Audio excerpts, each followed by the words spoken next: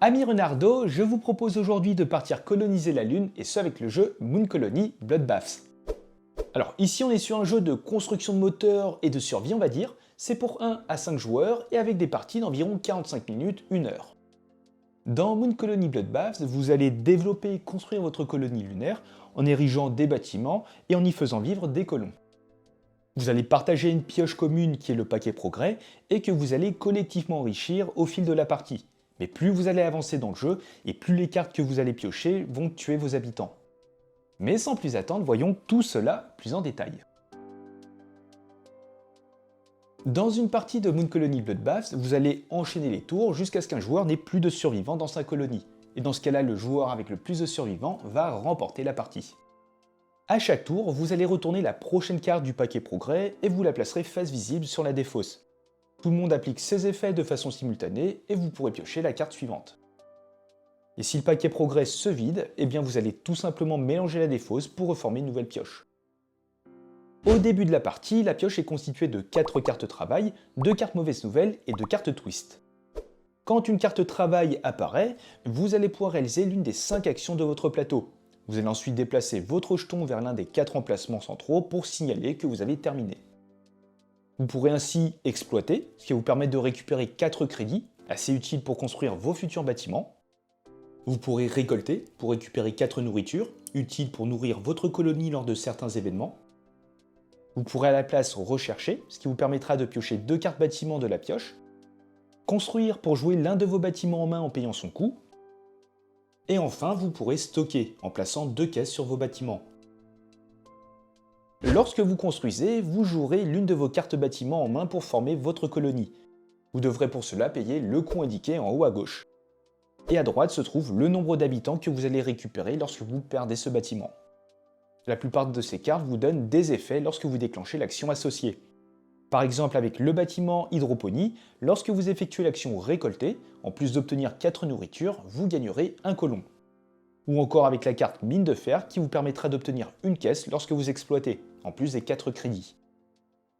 Et ces caisses, à elles seules, il faut savoir qu'elles ne font pas grand chose. Mais vous avez certaines cartes comme par exemple la nursery qui leur donnent un peu plus d'importance. Ici, lorsque vous récoltez, vous pourrez dépenser une caisse de cette carte pour gagner 4 colons. Certains bâtiments, lorsque vous les jouez, vous permettent immédiatement d'ajouter un avantage à la pile de cartes. Pour cela, vous placerez au sommet du paquet progrès l'une de vos 5 cartes avantages qui va alors se déclencher au prochain tour. Une fois révélée, seul vous bénéficiez du bonus indiqué. Ici, par exemple, je gagne 2 crédits.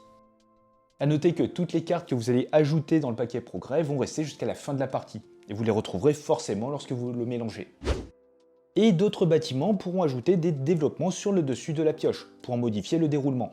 Comme par exemple avec la carte recyclage qui me demande d'ajouter la carte développement jardin sur la pioche. Ces cartes sont ajoutées de façon permanente jusqu'à la fin de la partie et affectent tous les joueurs avec des effets plutôt neutres. Ainsi, lorsque la carte jardin est activée, tous les joueurs peuvent défausser une carte de leur main pour gagner 4 nourritures. Et au-delà des cartes travail ou des cartes avantages et développement que vous allez rajouter tranquillement au cours du jeu, vous commencez la partie avec 2 cartes mauvaises nouvelles. A chaque fois que l'une d'elles est piochée, vous allez prendre la première carte du paquet événement et vous la mettrez sur le dessus de la pioche. Ça sera donc la prochaine à être activée. Les événements arrivent toujours dans l'ordre, donc d'abord la fin, puis la paperasse, et ainsi de suite, selon leur numéro. La première carte vous fera perdre autant de nourriture que vous avez de bâtiments. Pour chaque bâtiment sur lequel vous ne pourrez pas retirer de nourriture, vous allez perdre un habitant. Mais si vous ne perdez aucun colon, vous en gagnez 2. Le deuxième événement qui est la paperasse et qui vous permettra de piocher une carte bâtiment. Mais par contre, vous devrez défausser 2 cartes de votre main. Vous aurez ensuite le glitch qui vous ordonnera de piocher une carte robot. A noter que ces cartes vous feront toujours perdre des habitants. Et tous les événements suivants vous feront perdre d'autres colons.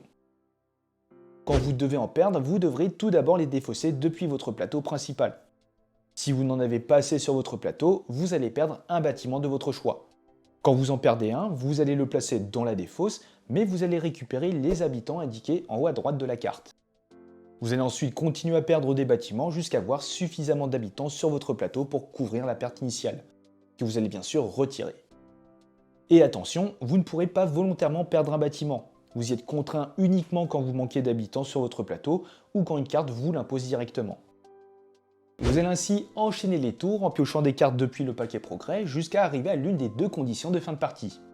Alors soit un joueur n'a plus d'habitants dans sa colonie, c'est-à-dire plus aucun jeton sur son plateau et plus aucune carte bâtiment, ou bien dès que vous piochez la dernière carte événement. Mais dans les deux cas, le joueur avec le plus de survivants, en comptant ceux de son plateau et ceux imprimés sur ses bâtiments, remporte la partie. Et les amis, je vous propose à présent quelques tours de jeu où on va tenter de survivre face aux robots qui vont nous tomber dessus.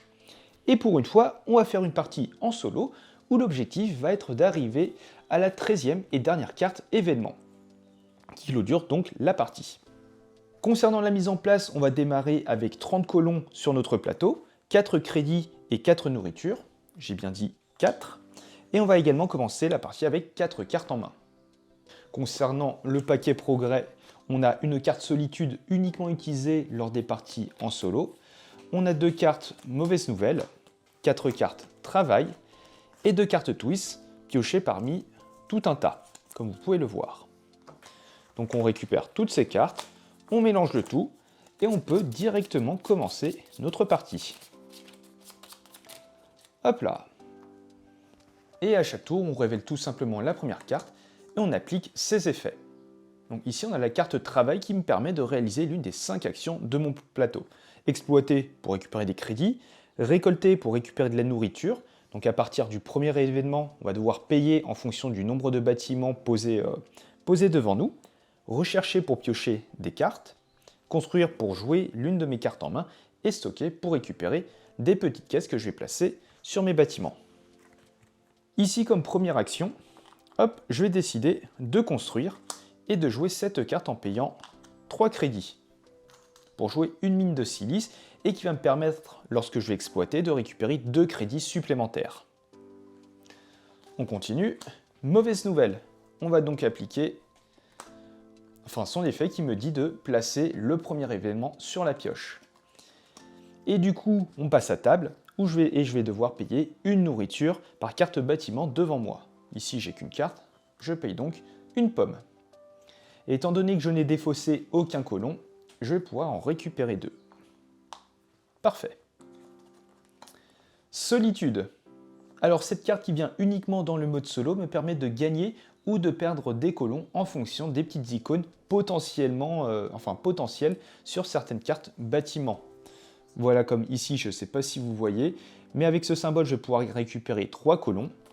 Et vous avez d'autres cartes, tac tac tac, comme ici, où je vais à l'inverse perdre 3 colons. Mais ici, j'ai aucun de ces symboles sur mes bâtiments, tout va bien. Travail. Cette fois-ci, je vais décider d'exploiter, donc à 4 plus 2, je vais récupérer 6 crédits. Hop là. Encore du travail. Je vais cette fois-ci jouer l'hôtel lunaire et dépenser les 6 crédits que je viens de récupérer. Et avec cette carte, à chaque fois que je vais récupérer une nourriture ou plus, je vais pouvoir récupérer un colon. Et de façon immédiate, je vais ajouter la carte touriste, hop, sur le dessus de la pioche progrès. Et c'est d'ailleurs cette carte qu'on va piocher. Alors ici, je peux dépenser 2 pommes pour récupérer 3 colons. C'est quelque chose que je vais faire, étant donné que la carte à table est déjà sortie. Normalement, je ne devrais donc plus devoir payer de nourriture lors de ce tour, lors de cette manche. Et je récupère donc 3 colons. Hop là. Ici, plus 2 crédits et vous pouvez payer un ou des crédits pour gagner autant de pommes. Eh bien non, je vais juste récupérer 2 crédits. Travail. D'ailleurs, c'était le 4e. Hop. Et tac tac tac. J'hésite. Allez, je vais jouer ce bâtiment-là, plan de chou, pour 2 crédits. Et désormais, à chaque fois que je vais récolter une pomme supplémentaire. Et d'ailleurs, j'effectue cette action immédiatement. Je vais donc récupérer 4 plus 1, 5 pommes. Et grâce à cette carte, grâce à l'hôtel lunaire, dès que je récupère une pomme, je récupère également un colon. Hop là. Mauvaise nouvelle, on va rajouter la paperasse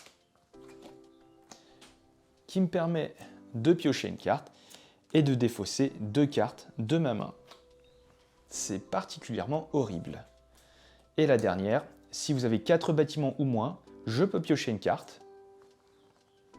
Ok, le labo de chimie qui va me permettre de piocher une carte supplémentaire lorsque je vais rechercher. Et je gagne 2 de nourriture. Oh, c'est pas de refus. Et qui dit nourriture dit un colon. Hop là, je fais un peu de conversion. 3, 4, 5. Fin de la première manche. On mélange du coup toutes les cartes de la défausse. Et c'est reparti pour un nouveau tour. Travail. Hop là. Tac, tac, tac. Ici, je vais décider d'exploiter pour récupérer 6 crédits. Très bien. De nouveau du travail. Je vais jouer mon labo de chimie en dépensant 6 crédits. Désormais, je vais pouvoir récupérer plus facilement des cartes. D'ailleurs, j'en récupère une, ainsi qu'une caisse, que je vais mettre ici par exemple, et 2 de nourriture. Encore une fois, nourriture égale colon. Et ce qui est bien en jouant des cartes, donc en plus de pouvoir bénéficier des différents effets, je vais également récupérer entre guillemets de la vie. Lorsque je n'aurai plus de population sur mon plateau, je vais pouvoir les défausser pour récupérer le nombre indiqué.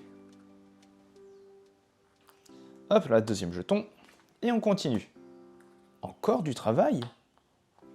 Et pour changer, je vais décider de piocher 2 cartes, plus une, donc en faisant l'action rechercher. Ah oui, j'ai des cartes intéressantes.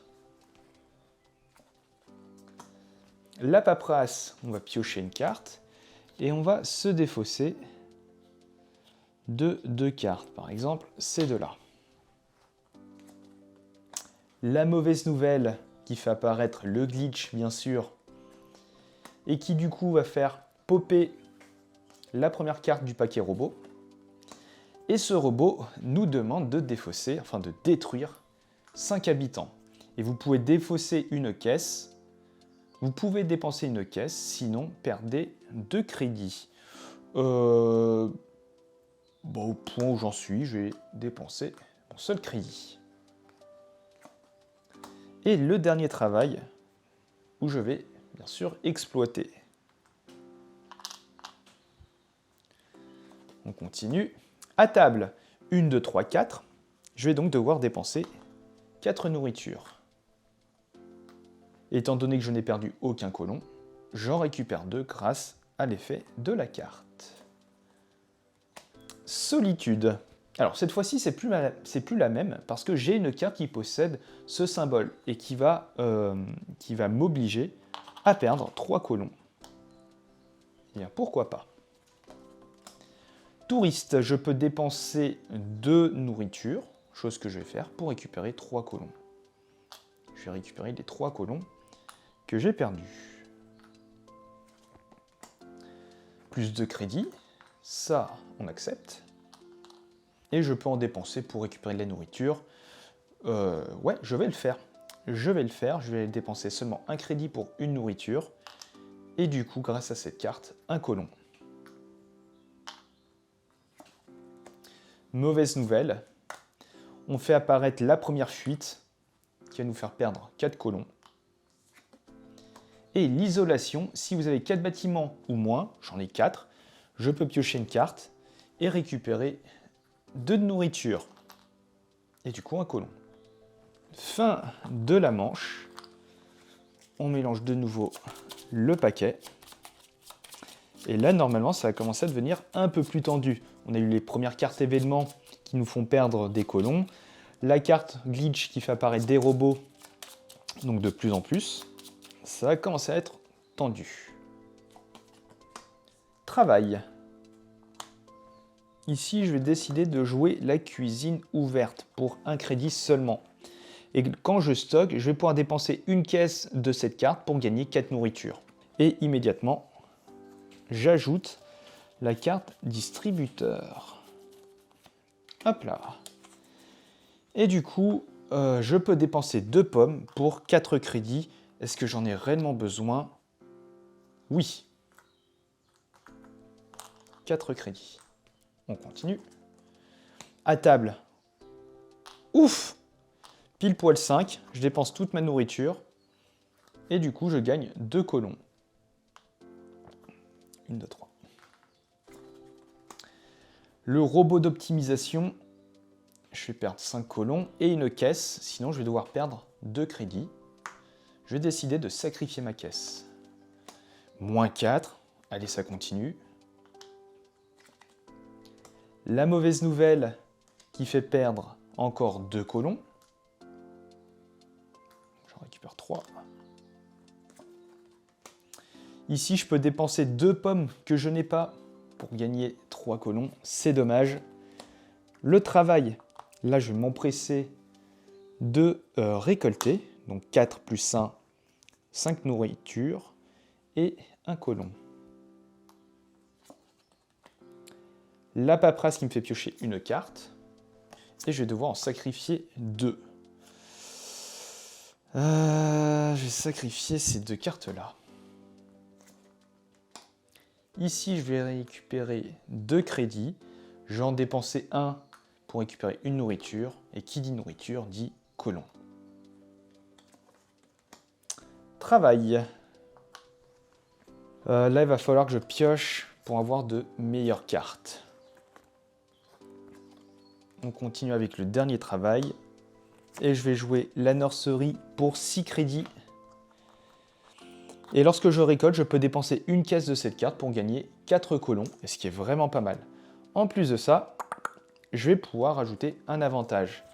Et comme par hasard, je vais ajouter cet avantage qui me permet de récupérer une caisse que je vais placer là. Le glitch qui va faire apparaître le prochain robot. Ouf, encore un moins 5. Et passez une carte de votre main à votre voisin de gauche. Et en solo, je ne sais pas comment réaliser cet effet-là. J'imagine que je m'auto-donne la carte. Donc à partir de ce principe. Mauvaise nouvelle, on perd, allez, de nouveau 3. Ça descend vite. Hein. La solitude qui va me faire perdre 6 colons. On n'est qu'à l'événement 7, je vais pas faire long feu. Hein. Et la dernière carte, isolation, si vous avez 4 bâtiments au moins, ce qui n'est pas le cas. Et vous allez ainsi enchaîner les manches jusqu'à soit arriver à piocher la 13e carte événement, et dans ce cas-là, ce sera une victoire, ou au contraire, si vous n'avez tout simplement plus de colons ni sur votre plateau, ni en défaussant vos cartes bâtiments. Et dans ce cas-là, ça sera une défaite.